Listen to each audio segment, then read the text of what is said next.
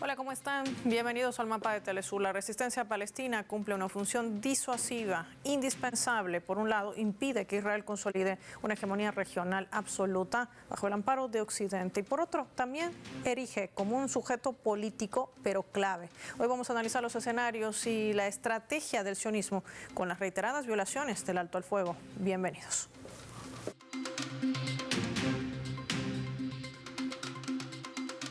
Les proponemos desplegar nuestro mapa y revisar algunos datos claves para poder entender de qué va esta violación al plan de paz en Gaza, suscrito con el ala de resistencia palestina e Israel.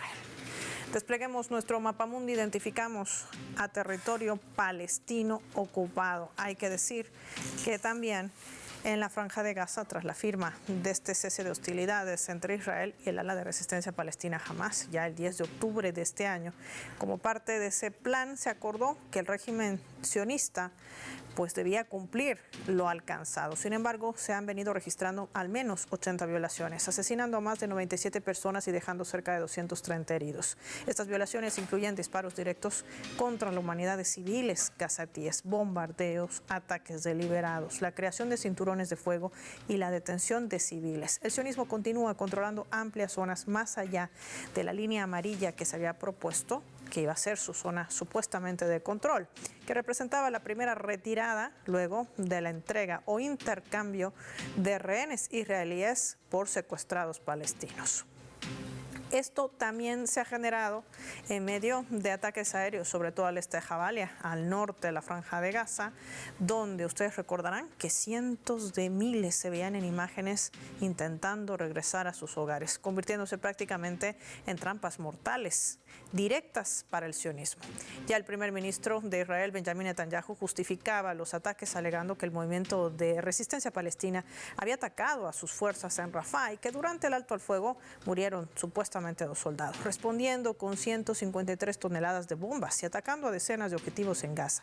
Continúa el obstáculo también de entrada de ayuda humanitaria. Lo que ingresa no es suficiente para la población palestina. Solo se permite que el 7% de la cantidad acordada pueda ingresar. Hablamos de alimentos, insumos médicos, combustible, entre otros. Se sigue bloqueando los ingresos también de semillas y fertilizantes, paneles solares. El sionismo obstruye también la reconstrucción de Gaza, que se ha convertido, lo hemos analizado también en el mapa, en un verdadero negocio de las grandes corporaciones que se siguen lucrando con el exterminio étnico.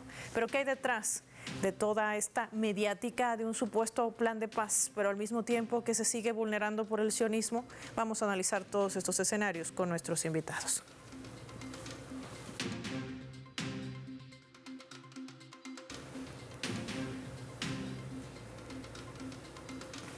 Recibimos desde España, nos acompaña en directo para el mapa Ramón Pedregal. Profesor, ¿cómo está? Gracias por su tiempo para Telesur. Bienvenido.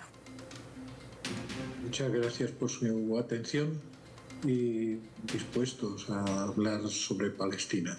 También desde España nos acompaña Daniel Lobato, analista político, experto también en esta región de Oriente Medio. Hola Daniel, qué gusto tenerte en el mapa. Bienvenido. El gusto es mío, Paola, estar contigo, con Ramón y con la audiencia de Telesur.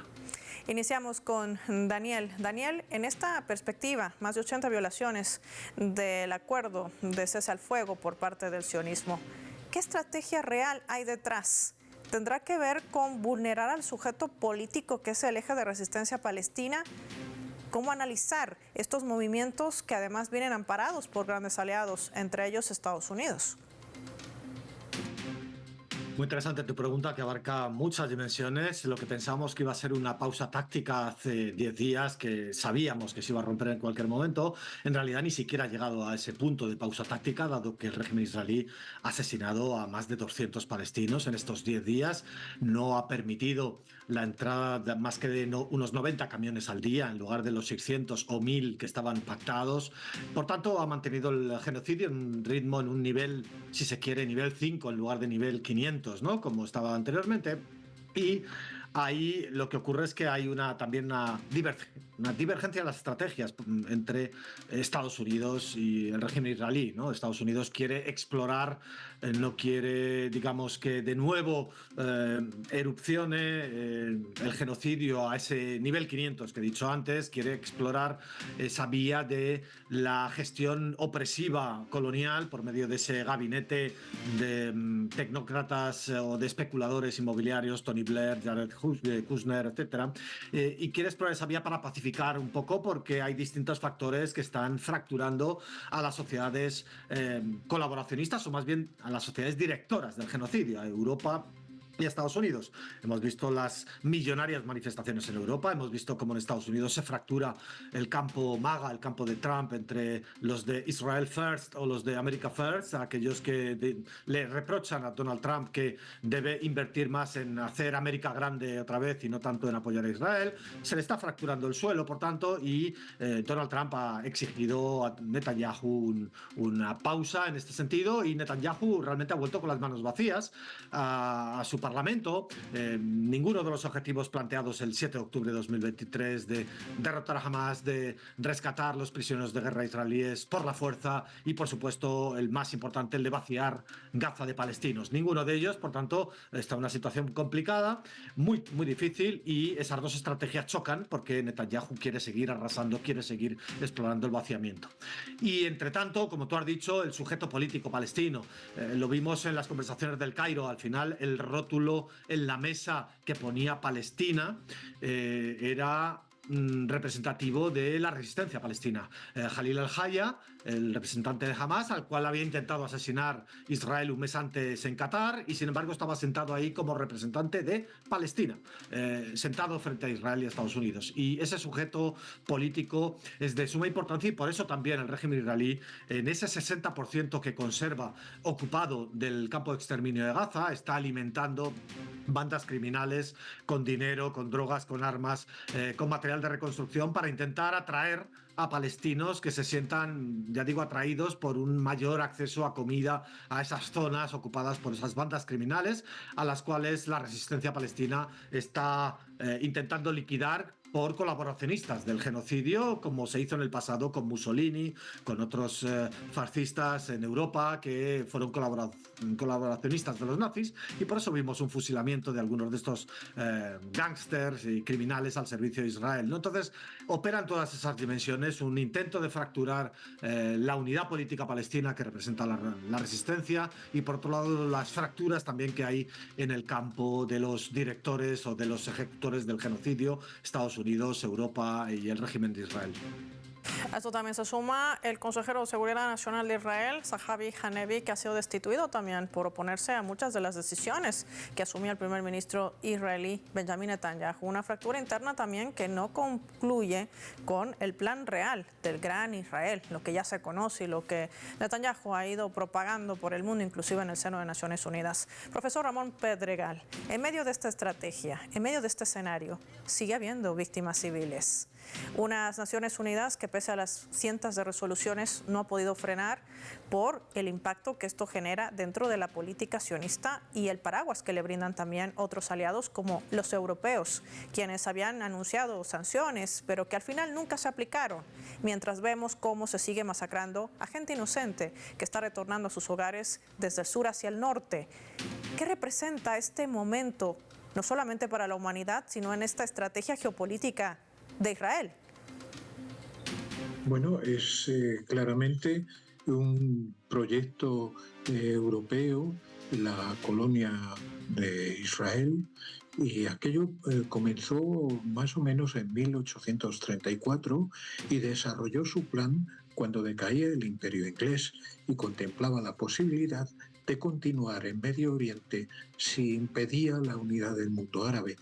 De ahí que pensase que la mejor forma de impedirlo era introducir en el punto de contacto entre el Medio Oriente y el norte de África una colonia compuesta por elementos enemigos de los pueblos de la región, con lo que mantendría dividido el territorio, y el trato de corrupción con los regímenes más débiles, los que habían aspirado y conseguido independencia, serían manejables para sus intereses.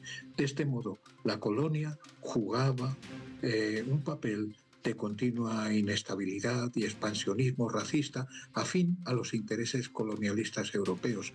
Después del 7 de octubre de 2023, la causa palestina ganó la conciencia de los pueblos del mundo, una victoria política inmensa, pero la destrucción de Gaza por medio del ejército colonial ha puesto la necesidad urgente de ayuda como prioritaria.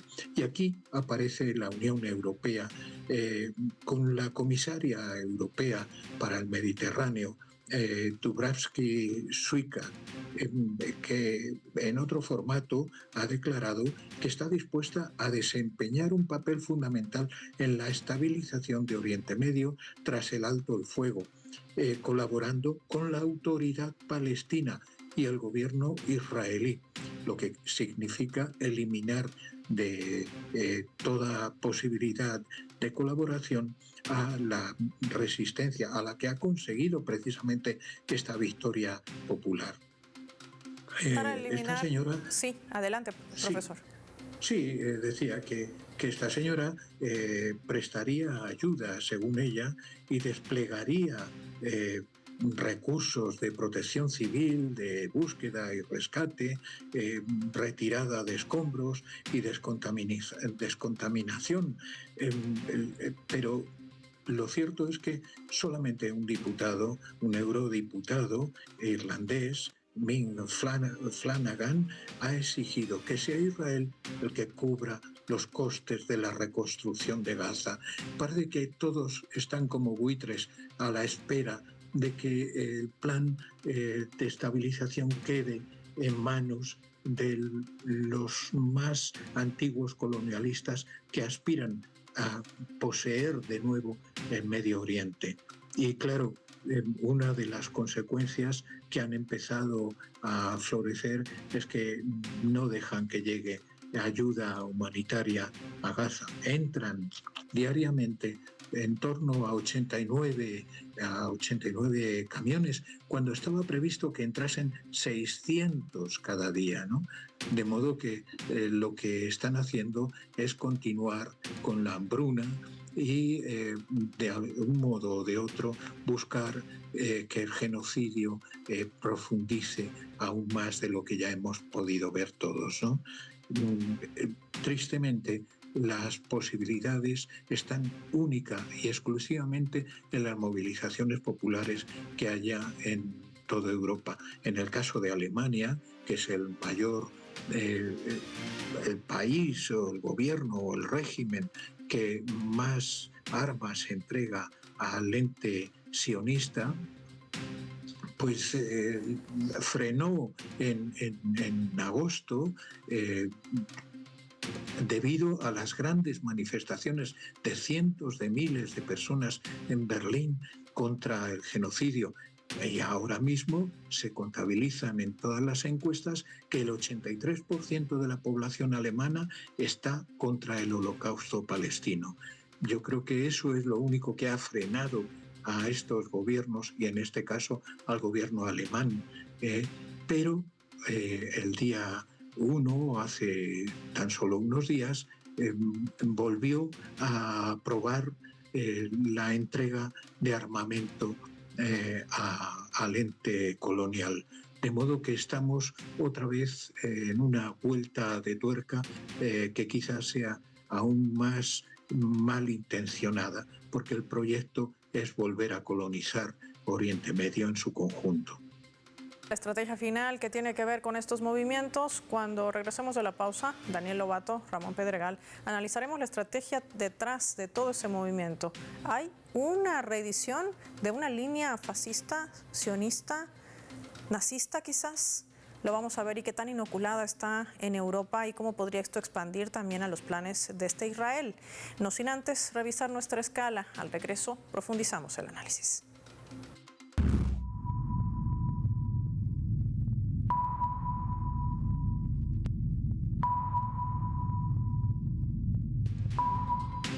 Les compartimos en la pantalla del mapa el portal de nuestra multiplataforma informativa Telesur, a la cual invito a visitar, compartir, dar like a estas informaciones que hacen al mundo entero. Poniendo los ojos en Oriente Medio, titula: Hamás entrega a la Cruz Roja a otros 2 cuerpos de rehenes israelíes. La Cruz Roja Internacional ha confirmado la recepción de los 2 cuerpos de estos militares cautivos sionistas que se encontraban en Gaza, entregados por las brigadas de Al-Qassam de la resistencia palestina.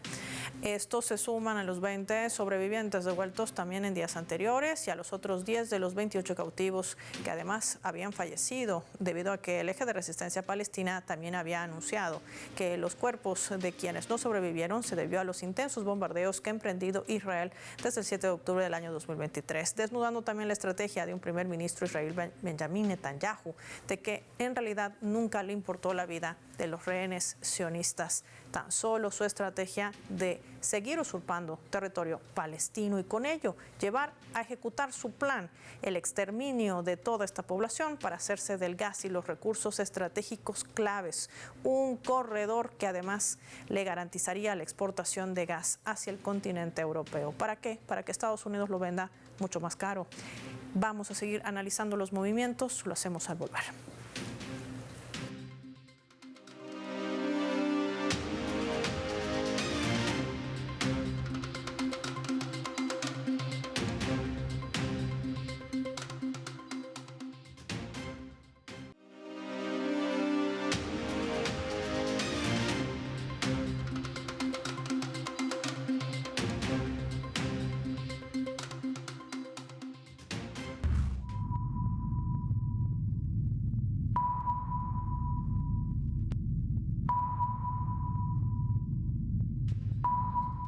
Vamos a sumar este elemento también para el análisis a través de la fotografía. Lo que ven allí son las banderas, por un lado, de Israel y por otro lado de Alemania, en medio de la devastación que ha dejado consigo también los intensos bombardeos, este genocidio que emprende con mayor fuerza el régimen sionista desde el 7 de octubre del año 2023. Alemania se ha consolidado como el principal proveedor europeo de armas hacia Israel, una relación comercial que ha adquirido una gran visibilidad a raíz del genocidio en Gaza y la creciente presión internacional. Vamos a sumar datos. Entre octubre del 2023 y mayo del 2025, Berlín ha sido la nación del continente europeo que autorizó la mayor cantidad de exportación de armas hacia el gobierno sionista, superando a otros exportadores como Grecia e inclusive Francia. Este país es el segundo también mayor proveedor de armas del régimen sionista. Solo supera a Estados Unidos. Ante esto, Alemania argumenta que al ser un país rodeado de amenazas geopolíticas, Israel necesita un apoyo militar sólido para su autodefensa y proporcionar material militar a menudo a precios subsidiados, es decir, mucho más baratos. Esto también ha sido visto como una contribución directa a su supervivencia. Así lo califica también el gobierno alemán.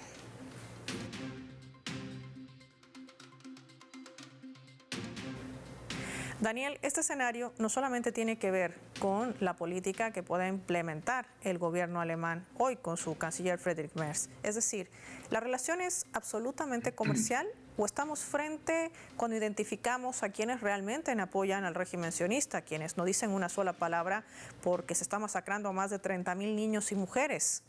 ¿Qué representa esto? ¿Tiene que ver solamente con una balanza comercial o con revivir o reposicionar sobre todo una corriente como es el fascismo y el nazismo? ¿Cómo lo identificamos?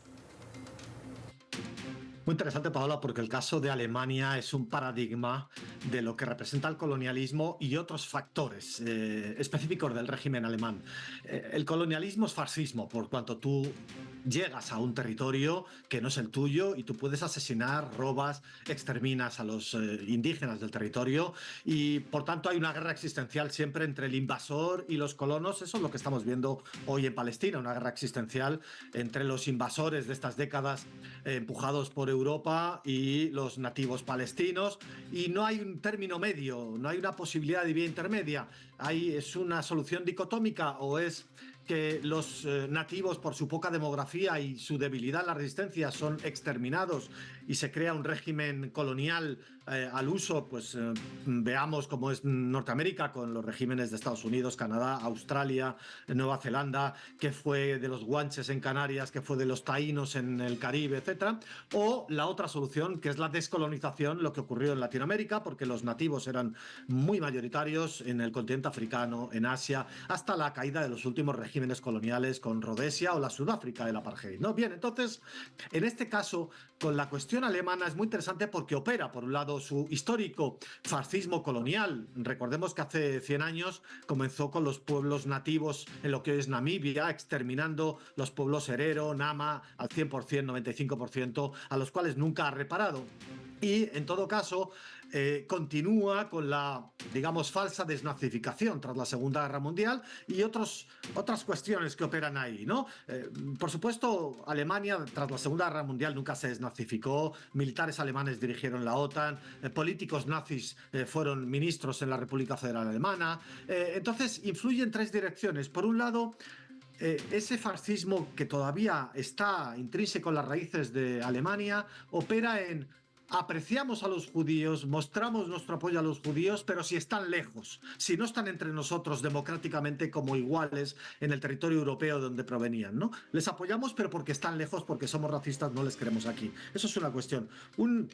Y eso lo podemos ver con el propio Museo del Holocausto, ¿no? ¿Qué hace el Museo del Holocausto en Jerusalén, que no está en Berlín, ¿no? Es una externalización de su genocidio, si queremos decirlo así. Y eso opera también en un segundo factor, como es que, por tanto, los palestinos paguen la factura de los crímenes alemanes contra millones de personas judías, también millones de personas soviéticas, yugoslavas, griegas, etcétera, a las cuales tampoco nunca reparó, no hizo ninguna reparación económica ni a Grecia, ni a la Unión Soviética, etcétera, ¿no? Entonces, por tanto, que los palestinos paguen esa factura.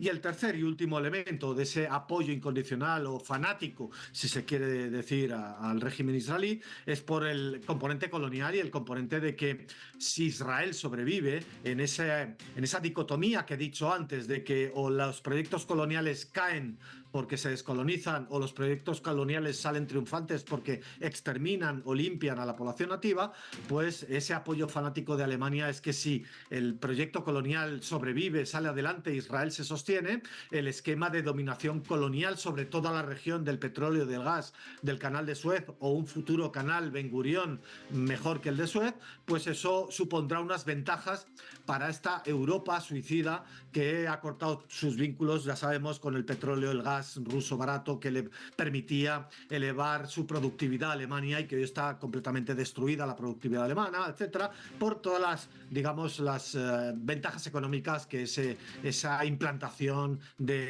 por fin de la colonia para los siglos venideros le resultará al espacio genocida europeo, ¿no? Si se quiere. Ahora, en medio de todo este escenario que no deja de desnudar el profesor Pedregal, la estrategia real de un Israel, nos los planteaba usted también hoy en el programa. ¿Qué papel o rol va a jugar en esto Estados Unidos? El presidente Trump posteaba muy temprano esta jornada de que tiene socios en la región de Oriente Medio y que si jamás no actúa en concordancia, según él, porque no es quien ha violado, hay que recordar el acuerdo de alto el fuego, sino Israel, pues él acabará con ellos, con sus aliados. ¿Qué podría representar esto para la región y sobre todo a quién realmente está apuntando? Es que Trump en realidad lo único que está haciendo es dar continuidad a la política de colonialismo en Medio Oriente y empezando, como decía antes, por Palestina y en concreto ahora por Gaza, ¿no?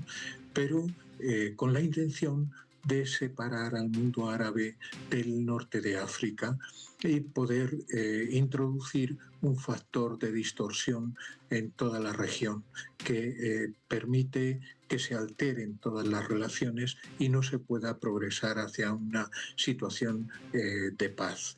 Pero ese objetivo de Trump y de todos sus aliados europeos tiene como punta de lanza a Alemania.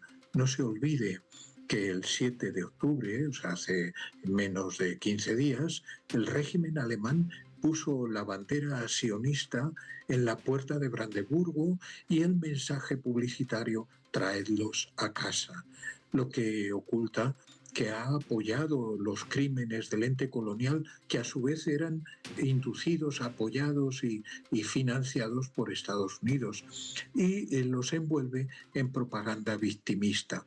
Eso también lo hace Trump, amenazar, culpar a las víctimas y además seguir con su intención de convertir toda la región en casi en un festival como él está acostumbrado por sus negocios, de construcciones que le den los beneficios a los que él está acostumbrado a través del robo de los más débiles.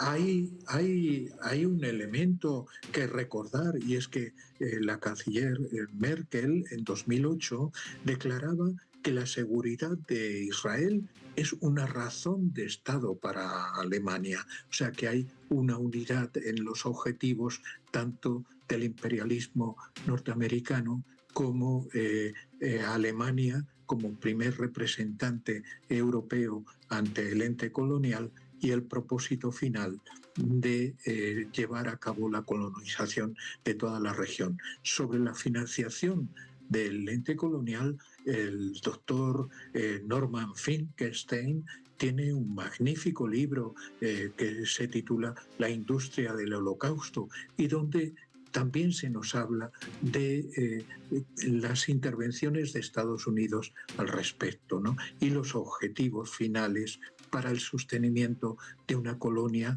como la que estamos viendo, ¿no? Alemania es el principal motor de las relaciones de privilegio de la Unión Europea con Israel. En 2024, la colonia se benefició de 7.470 millones de euros provenientes de los negocios con Alemania, y en armamento de entrega, como sabemos, está llegando al 30% de todo lo que recibe el ente israelí. De modo que lo que diga Trump parece que encaja perfectamente con el propósito europeo de colonización y, en primer lugar, con la intención alemana de mantenerse en la región. Así las cosas en este momento bajo la estrategia del sionismo para seguir llevando adelante su genocidio contra la población palestina. Gracias al profesor Ramón Pedregal y también a Daniel Loboto por compartir sus valiosos análisis hoy en nuestro programa. Finaliza el mapa y lo hacemos revisando nuestros vectores.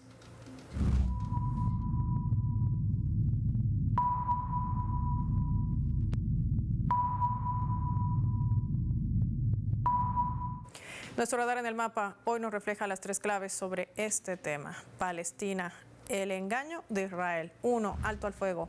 Israel ha venido cometiendo más de 80 violaciones al acuerdo de alto al fuego en Gaza, y esto responde a su plan real, que no es la paz. A eso se deben los ataques a civiles al norte, donde cientos de miles retornaban a sus hogares. Estamos frente a una tregua fantasma y el objetivo es desactivar la soberanía política palestina. 2. Hamás. A eso se debe el objetivo de Trump de acabar con Hamás, el ala de resistencia en Gaza, el pretexto que ha usado por años el sionismo para el exterminio étnico del pueblo palestino, que pese a toda la fuerza militar que le han dotado a Tel Aviv sus aliados, no ha podido acabar con la resistencia ni como sujeto político, menos como identidad palestina, que va del reconocimiento de un pueblo que aún resiste. 3. Aliados, en su mayoría europeos, pero sobre todo el alemán, quien ha mantenido un inquebrantable apoyo, evadiendo las responsabilidades por los más de 86.000 civiles masacrados, más de 30.000 de ellos mujeres y niños. Y esto tiene que ver con los intereses económicos, con la exportación de armas que han alcanzado los 150 millones de dólares en 2024, y sus raíces fascistas que comparte la ultraderecha, inclusive venezolana y en el resto del mundo. Si no, preguntémonos, ¿quiénes defienden el sionismo en el mundo? Soy Paola Pérez y nos vemos en la siguiente edición del Mapa.